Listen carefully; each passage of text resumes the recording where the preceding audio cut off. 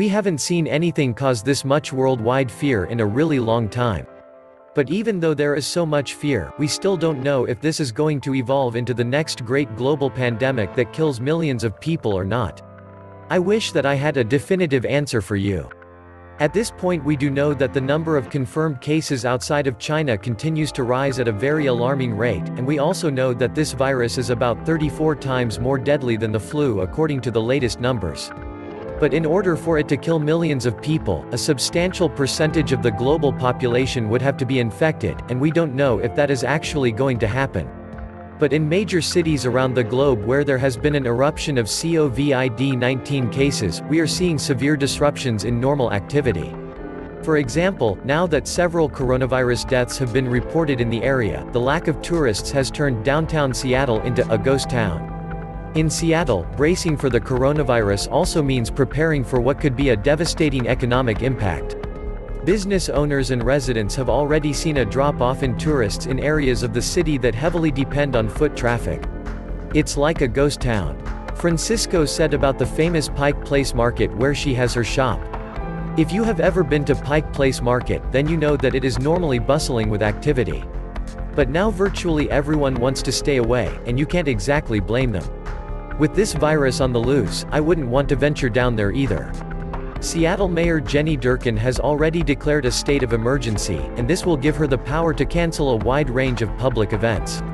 As the death toll climbed Tuesday, Seattle Mayor Jenny Durkan, a Democrat, proclaimed a civil emergency. The declaration allows her to bypass regulations to increase city spending, contracting and borrowing to address the growing public health threat.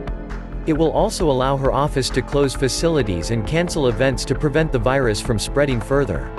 On the other side of the globe, the streets of Seoul are virtually empty right now. The streets of Seoul, the South Korean capital, stood nearly empty this week. Those who do venture out wear masks. The normally busy subways have few passengers and riders make sure to sit far away from one another. Many residents are relying on grocery and restaurant delivery apps. Most Americans don't realize this, but the population of Seoul actually exceeds the population of New York City. Normally it is one of the busiest cities on the entire planet, but due to the fear that more than 5,700 confirmed cases in South Korea has caused, it has also become something of a ghost town. Speaking of busy cities, Beijing's 21 million residents continue to wait for life to return to normal. Most people are staying home as much as possible, and those that do venture out risk having their temperatures scanned at regular checkpoints. Many shops are still closed in Beijing, and residents' temperatures are scanned at regular checkpoints, as well as inside each store. On streets that are normally so crowded that people are forced to brush shoulders, those who are out keep a good distance from one another. Could you imagine the uproar that would ensue if similar checkpoints were set up here in the United States? Let us hope that we never get to that point. In Milan, things are eerily quiet right now. In fact, nobody has seen the city this quiet in the entire modern history of Italy.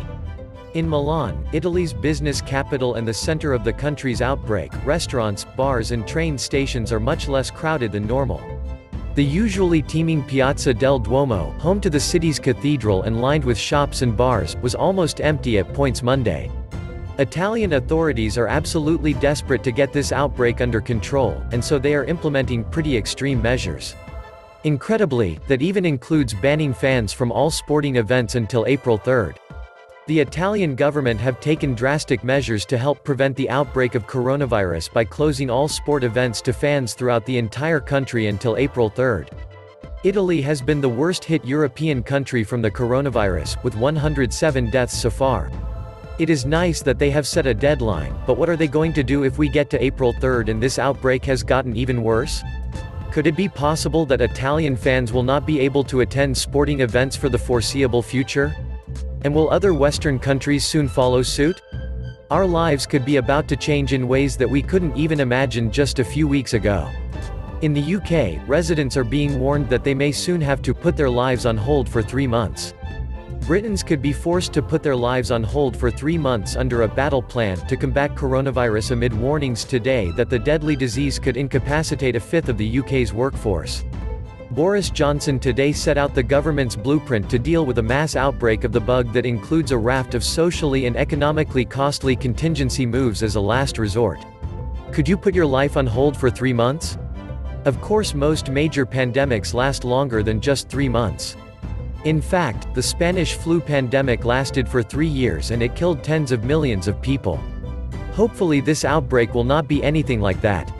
But without a doubt, this is a truly horrible virus. The following is an excerpt from the account of a 25-year-old British man that actually caught COVID-19.